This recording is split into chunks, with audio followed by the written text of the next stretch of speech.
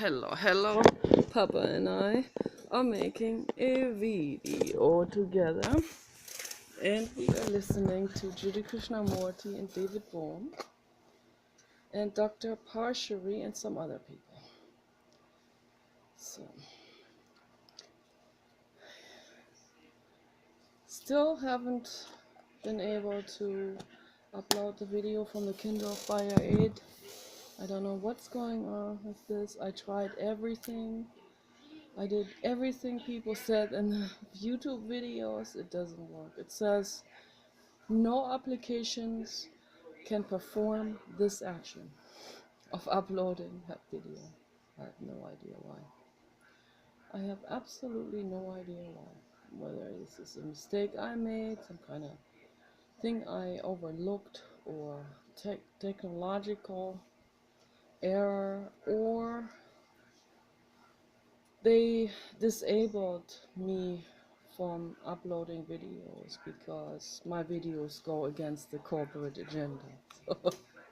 But that goes a little bit far because why would any one of those people care? I don't even have much of an audience. So a lot of people subscribe out of politeness. No, not because they get much enjoyment out of my videos. So I don't think so. It's only a handful of friends who are listening and who can somewhat relate.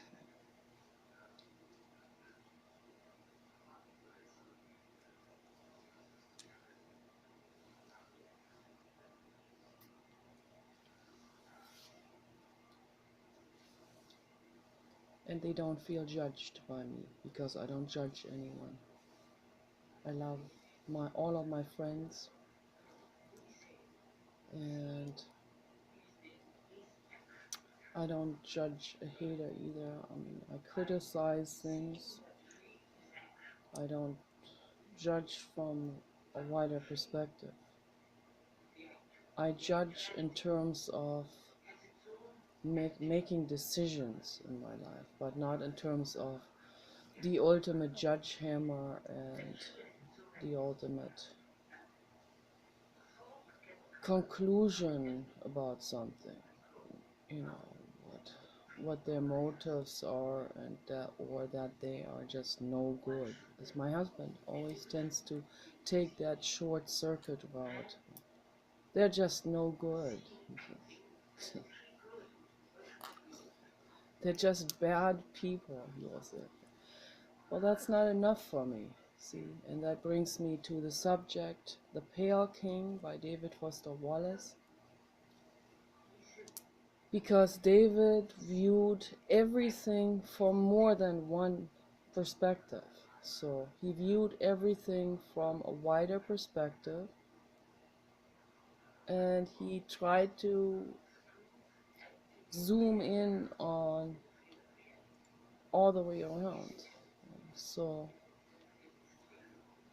try to understand where people are coming from, and to see if they are also suffering, if they are hurting someone else. It's obvious. That is an obvious thing. I can clearly see that. But why would one suffering person choose hurting another, while the other suffering person chooses not to hurt them, or doesn't even need to choose? It never occurs. It's not an option to make oneself feel better. I mean, this is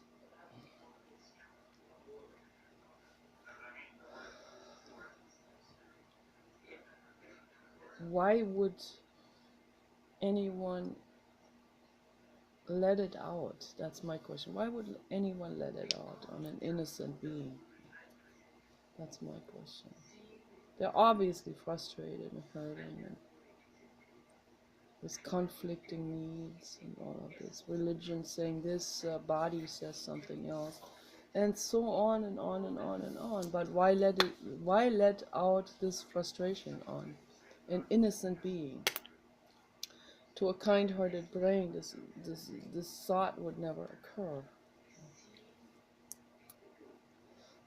A kind-hearted person who is suffering also may be suffering. I've been through all of this. I'm also unpopular. I'm also insignificant. I also would love a cozy community to welcome me in and exchange chocolates and go with me to the Lindt chocolate store and invite me to their amazing parties and have a buffet of whole food, vegan food and vegan Lindt chocolates and Toblerones made out of vegan materials and carob. I want all of that too. I want hugs. I also want romance. I want it all. I want wealth. I want my own large, clean jacuzzi with hot spring water in it. I want to sit in that hot spring with Jeff Bezos.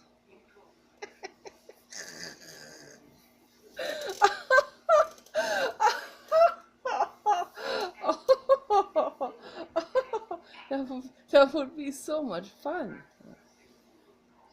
But I don't get it. I don't have it. And it's probably, to use that mean word, probably, it's probably never gonna happen. So, okay. Looks like there are worms in it, but it's not. Those are just pieces of the same material, but more hardened. Unless there are worms, but they would be blue worms, and I haven't seen a blue worm yet. A worm in this color. Wouldn't that be amazing? A big worm like this, in this color, that goes like this.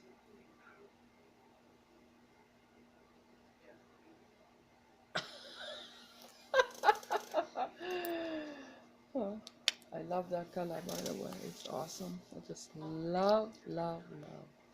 Absolutely love it.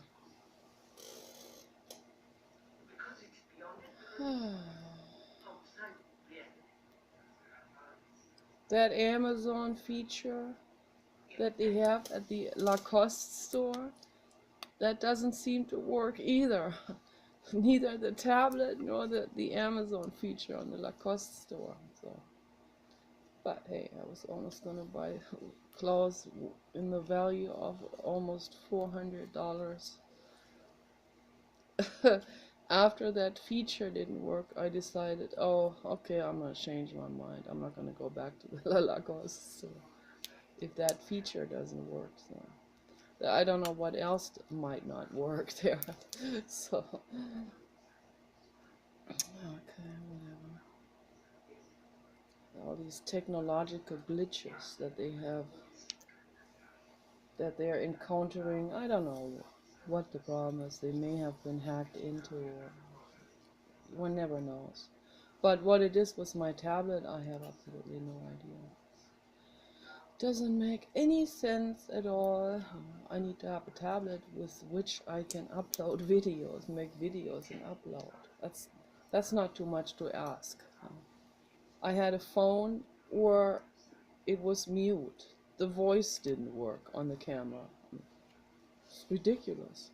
Why are all these terrible problems? I don't want to buy an Apple device. I don't want to. And the Kindle Fire 8 advertises equal to Apple iPad. Well, it's obviously not equal if it doesn't upload videos to YouTube. If there's a problem with this, and if they can't help me, then that could be regarded as false advertisement. So this all, I'm not a sue type of person. I hate that. I don't know what it is, but I mean, I don't like it when things are customer non-applicable. So I don't use the word customer unfriendly, because he's not customer unfriendly. He's very customer friendly with this big smile that appears on every box. That guy's a trip. But if there are some problems with the uploading, that's not very customer accommodative, to use that terminology. So I don't know. I'm just rambling on with this. I'm hoping someone can help me with fix that problem. So I hope it's not because of some kind of conspiracy against Grandma Redwood with her love message, you know. No, that's just paranoia. So, but you know, the world is like that. I'm not just making this up. It is like this. But I think it takes a bit more of an audience for someone until they raise their heads and say, oopsie, oopsie daisy, you know. Someone with a love message is getting an audience. Oh my gosh, we better stop that right now. Cold turkey in its tracks. Yeah. And push someone else with a non-love message in the forefront to cover that person with the love message up all the way, so they cannot see even the outline of that person with the love message, kind of like this here, or like this here. That this is a love message, and this is the person covering it up like this. Oh, I don't want even a snippet to be shown. So that's kind of like how the world works, unfortunately. And that's not paranoia. This is how it works. And the people putting out conspiracy theories, those are the ones that are covering up the love message with their loud conspiracy theories against anyone, slandering anyone in the process that is caring. So they'll make this into the child molester, the love message. That's what they do, and people will buy it. They buy into it, hook, line, and sinker, and they will sink deep into the bog of corporatism. Yeah, that's the reality. The human animal is a very greed, money-oriented, getting-oriented being, and it blinds them from everything else.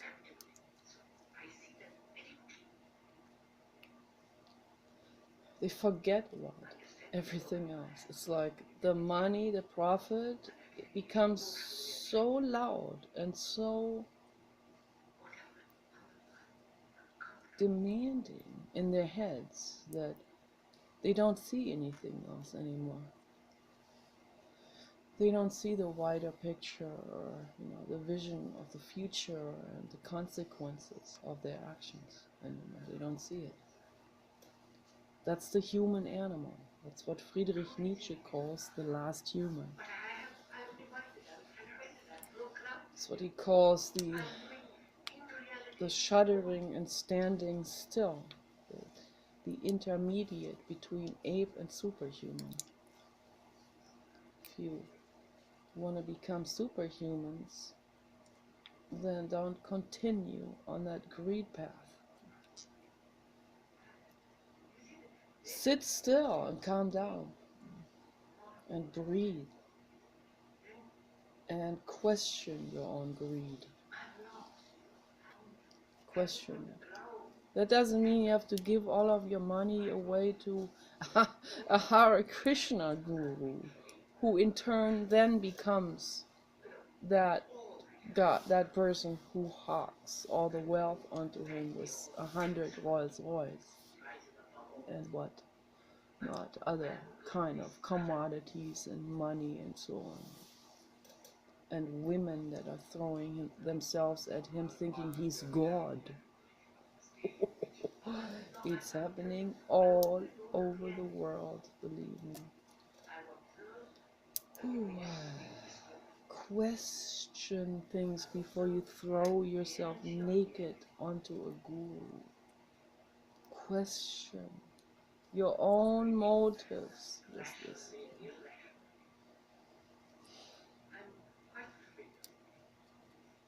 So, but I was talking to my husband last night about this, and my brain was brimming with this question, what is this?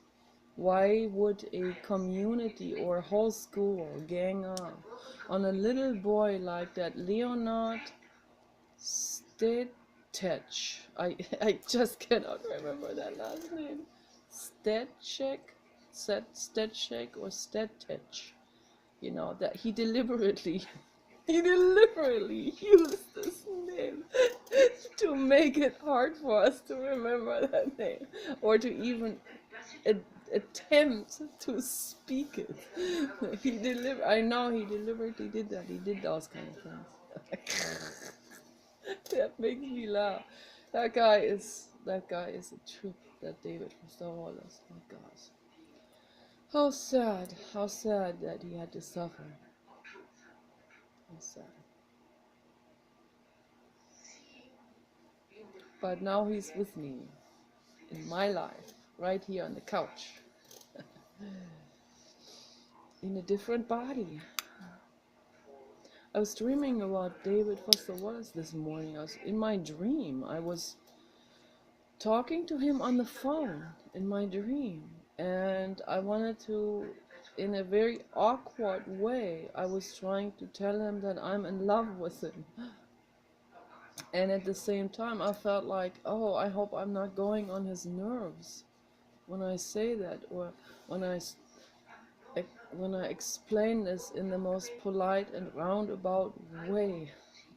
But when we try to explain something in a roundabout way, it often comes across as super annoying. So, but I know that, David Foster Wallace in his former incarnation, he would not have been annoyed or angry or looked down on me. He would not have. He would have said, I understand how you feel, but I already have a girlfriend that I love very deeply. So that's how he would have reacted. And that would be awesome. I can totally accept that. Move on with my life. But obviously this is interesting that I'm dreaming this. Very interesting. Also dreamed about hot springs. It's all my body, with all of its needs, just coming to the surface in the dream. That's all it is. But then when I woke up, I knew, oh, David is in my life, and he's my baby now. He's my dog baby. And that's even better. It's much better.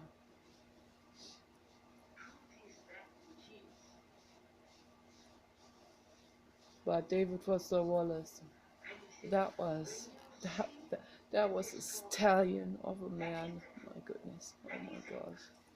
Wow. I've never seen anyone so unbelievably gorgeous and physically infinitely sexy and gorgeous and hot and masculine and amazing and strong and big. A big teddy bear. A lot of women, I would say most women, are attracted to a big teddy bear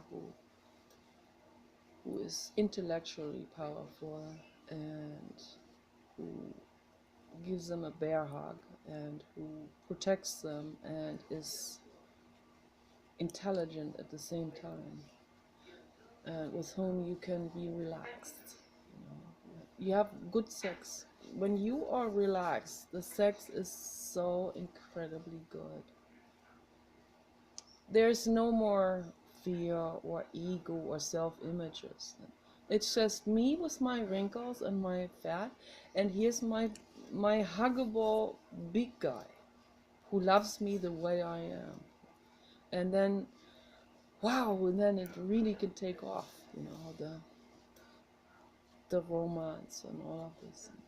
When there's no more me or I or self-images or what shall other people think of me if I have this fat lady on my side and they think I went out of style. No, the real lover doesn't think that way. The real lover shows himself in loving embrace in public with this chubby lady on the side with her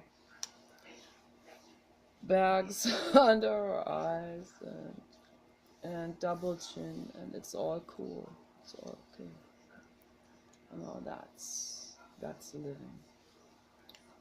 Not this pretentiousness going out with Mrs. Twigbone to give out the impression that you are the stylish dandy man. No.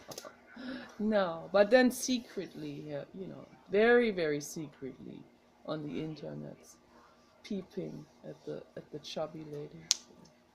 That it is, and that's what Jiddu Krishnamurti is talking about. It's talking about these double standards and these and that the self-image is causing all of this, the discrepancies between that what I really want and these conflicting needs and wishes. And Teal Swan talks about it too.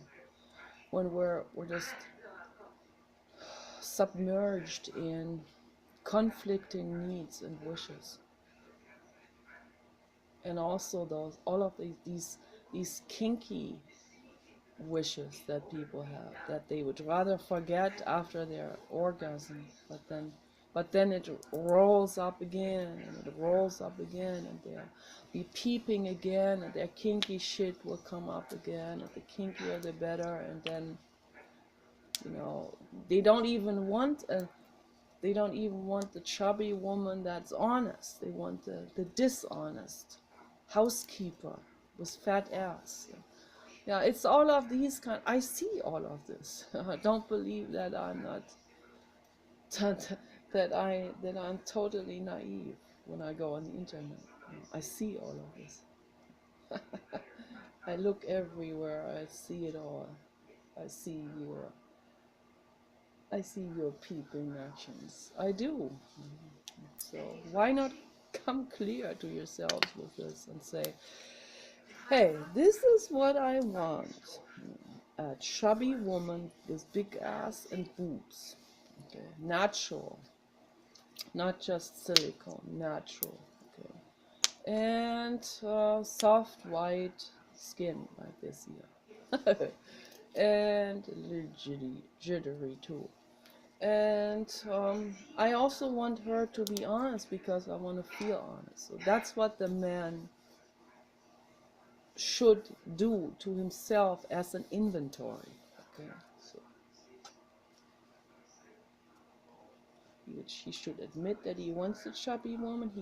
That it shouldn't be just the sneaky housekeeper who wants the extra allowance secretly in all of this while she still has her boyfriend and family. But to have the honest girlfriend, an honest girlfriend, chubby, intellectually strong. You can talk to her, you can trust her, you don't have to be afraid that she'll judge your sizes.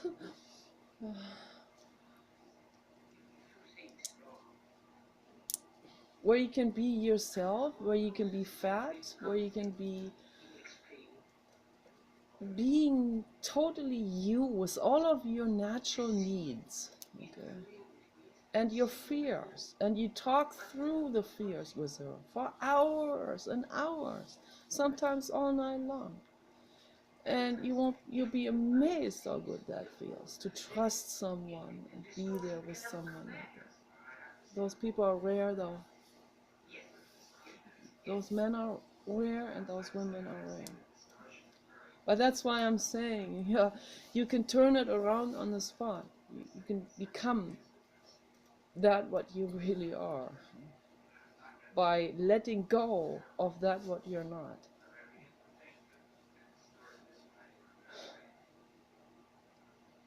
That's what Jiddu Krishnamurti said. Hearing is doing nothing to stop seeing. That applies to truth as well. Truth is that what it already is underneath the deception.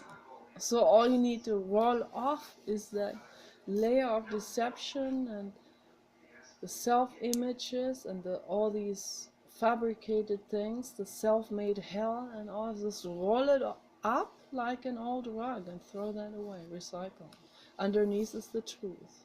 People are afraid of the truth more than anything else. That's why they have loud radio on in every room too, so that they'll never see the ghost of their past. Basically to chase away the ghosts of their own past. Because stillness, they're afraid, will bring up that truth, the truth of their own past, of the own ugliness in the past, the ugliness of their childhood. It's too painful. But if you don't look at it, if you don't let it come up, if you don't communicate with that, then you will forever be running away and be totally unconscious, unattuned to yourself, and in the process of it, unattuned to other people, including people like Leonard Stejcek.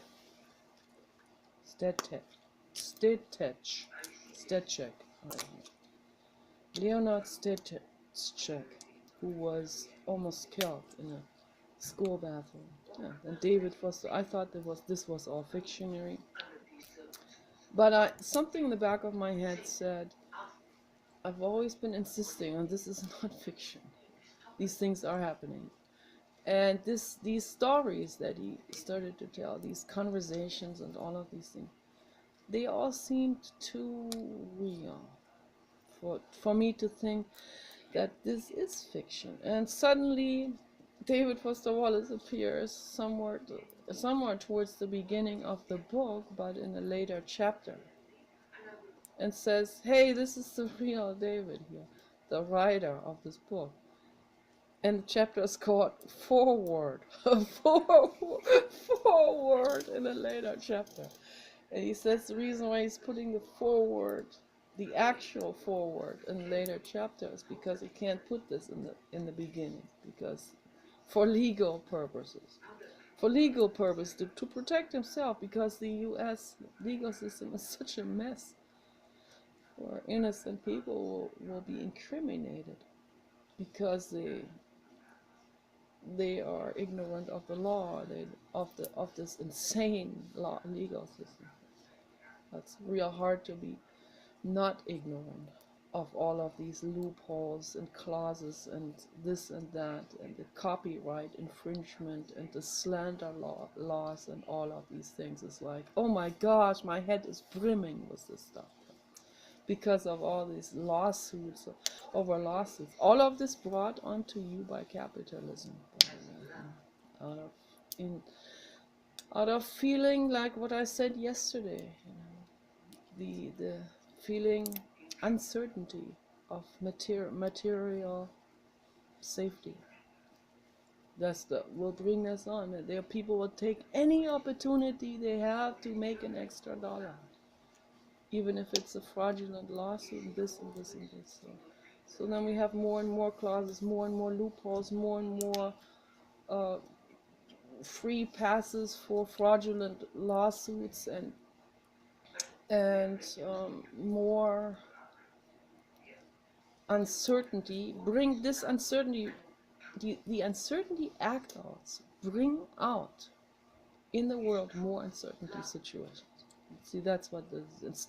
By running away from this uncertainty with the neurotic act-outs, they create more uncertainty, not just for themselves, but for others as well. And that's what's happening. We need to become pretty aware about this.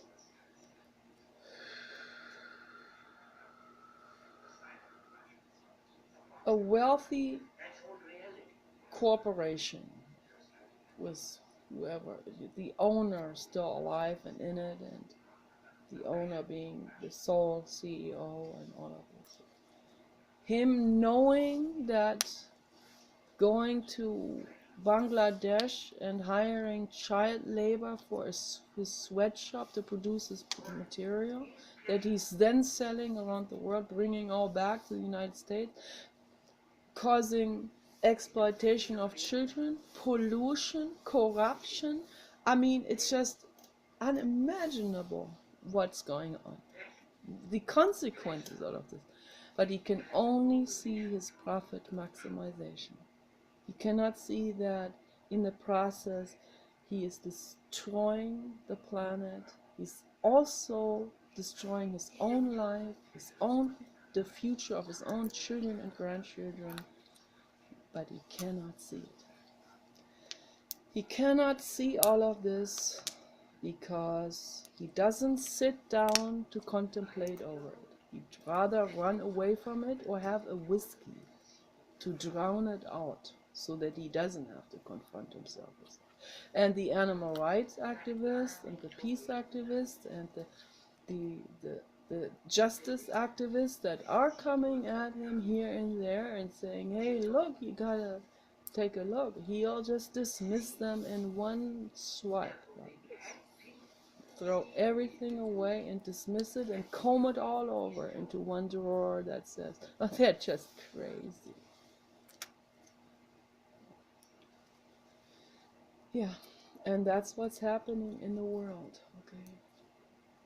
And if you don't want to be one of those, then I highly recommend to you, for your own safety, for your own good, sit down right now with a piece of flour, okay, and meditate on this.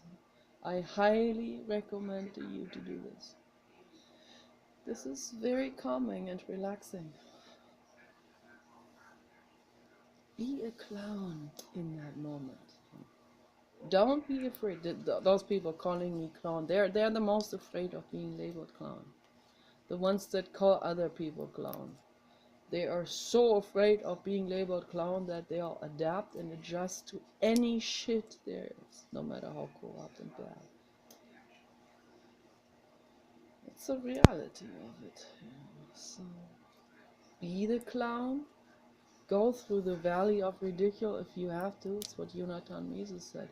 You can't come out the other end and be free unless you go through that tunnel of ridiculousness or ridicule from other people. Let them ridicule no matter what.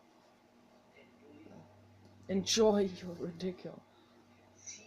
Go through this, and then coming out, once you're transcended through this tunnel, then you see on the other side, but only then. Then you see what really matters in life. And that is art, making something out of simple resources for your own life. You don't need to imitate the jet setter lifestyle. You can go to the Dollar Tree store, get a flower, and play around with it. Have some fun. It can be equally fun as sitting in Rio de Janeiro at the Ritz-Carlton in a pool with a bunch of hot babes. This is much better, actually. So, and healthier too. You don't get sexually transmitted diseases from this. You don't get drunk. You get drunk on love if you do this here. You sit down and let the past come up. Don't continue to run away from the past. And if you sit with this, you will suddenly see, yes, you will see that you have done some terrible things in your life. Maybe you haven't, or maybe some mistakes, maybe some terrible things. Maybe some people will have horror come up. Let it come up. And then ask it, tell yourself, obviously you were not conscious, you weren't attuned at all. So understand yourself where you are coming from. And not in terms of forgiveness to stretch yourself out of proportions, but in terms of understand where you're coming from, understand what you've been through, understand what your mind state was. Okay, listen to Dr. Robert Sapolsky's lectures. He'll explain all of this, and there's no judgment in it. It's biochemistry. Our thought processes are just simply it's biochemistry. Our poor brain cells are being routed in the most horrific thoughts. They don't want that, the brain cells, but they're being put into it. They have no saying over it. They are being forced into that, into thinking these things, or into making those decisions on things. It's not the brain cells themselves. It's not your body. It's fear. Fear that blinds people, and I think it all boils down to fear. And then out of the fear come all of these escape mechanisms, in different ways according to the different abilities that the people have. They'll use their abilities to just escape from the pain. It could also be addiction things, but some people use abilities to escape from the pain, when in fact they could use those abilities if they just used a quarter of the effort that they put into their abilities, if they put that into something productive and good to make the world better. Boy, their lives could be so much better, but they put it all into mafia type of smarts, street smarts, and escape routes, and lying over lying. Then they have to invent more lies, and it becomes convoluted lies over lies in order to cover up the other lies. It's like, it's too much effort, man. Man, I tell you, truth is a much easier way to live. David Foster Wallace brings this also up in his book, all of these things. And he has to be very careful in that one chapter where he explains why he has to put the forward and further towards the middle. And in that chapter he says that these stories are actual stories. They're real. Obviously he changed the names to protect himself, but those stories are real, and I knew they were. I just knew. I could tell. And in order to dig deep into these societies, as Friedrich Nietzsche always said, for example, in order to understand the Pöbel means the populace body, you have to sit and drink with them first. And that's what David Foster Wallace did when he studied the US taxation system and went into the enormousness of like monstrosity of loopholes over loopholes, clauses over clauses, and the monstrosity of all of this, of idiotic. It's like something that takes on a life on its own. Like it is so incredibly unattuned, and it is so detached from living itself. that people have no interest in this. Of course, most people are not interested. He would never study something like that. He only did it to understand these people, to understand the accountants, to understand why these laws came into effect, what happened, and how this convoluted itself into something so monstrously tedious and boring and bleak. The bleakness of these paragraphs over paragraphs over paragraphs. The US legal system in general is like this. But the taxation system, that takes yet on another bizarre side branch of the legal system. I've already had some contact with this myself by having people come sneaking up here on our house to check and see whether we have made improvements to it. So yeah, it isn't pretty. That is not pretty. And overcharging us on the property tax and all of this. My husband and I, we had to take legal action ourselves. We can't afford lawyers, so we had to dig into this ourselves. We brought the assessment back to what we paid for. Yay! So no, since then the prices had fallen, and now the prices are going back up after Donald Trump had been elected. So he brought the economy back. He brought the real estate prices back up.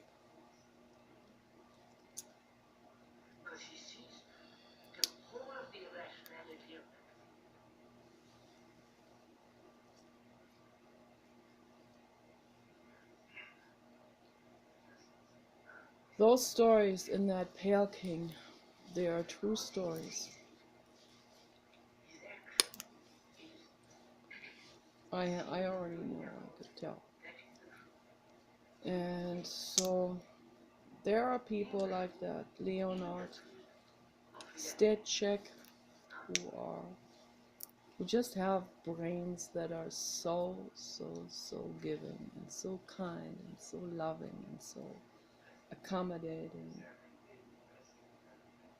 savant-like and single-oriented, Asperger's, kindness, loving, innocent, not suspecting other people of being any different. And it's those people that are often getting abused, beaten, and horrific. Absolutely horrific. And someone like myself can get very angry reading these stories. Very, very angry. Most people laugh. And there are some, I mean, he does put this into an incredible humor, the whole thing also, but, and I had to laugh in the chapter that I'm reading right now, him talking about the legal system and why he talks about this, all of this in the later chapter, and the way he presents this is, I mean, this guy is a genius. He really is. He really is. And that's why he studied, or he wanted to really dig in and understand all of this, so that he can, once he writes about it, he really has an insight into it, and he knows how to use that vocabulary, and really understands where these people are coming from. It's all like this. And the way the tax investigators, they see themselves like detectives. They see themselves like FBI agents, almost. And they are, in a way. Just in terms of finances. But then in that process of unearthing those things, they inevitably also unearth some real serious crimes. capital crimes as well. Everything from rape to molestation to battery to abuse to domestic violence, and the list goes on, and murder and all this. Yeah, it's what's happening in the world. Okay. And David Foster Wallace brings it to you, not just in a broad sense, but he brings it to you not just in an interesting Sherlock Holmes type of style, but he brings it to you in its pure nitty-gritty ugliness and the details of that. So that's why some of these chapters I have to browse through and quickly get out of it, because it doesn't smell good, what I read there. But I understand why he brings the details of this out. He wants people to open their eyes and look at it. How can we change the system if we don't look at it? We have to look at it first. It's there. The shit is cooking. Look at it, okay? Then figure out, ask the right question. For the first time, ask a question at all in your life. My goodness. Most people are told not to ask questions. They go to hell. They do. Well, guess who told you that? The people who don't want to be unearthed. The people who don't want their shit to come to the surface. They tell you that. Including the egos of individual family members.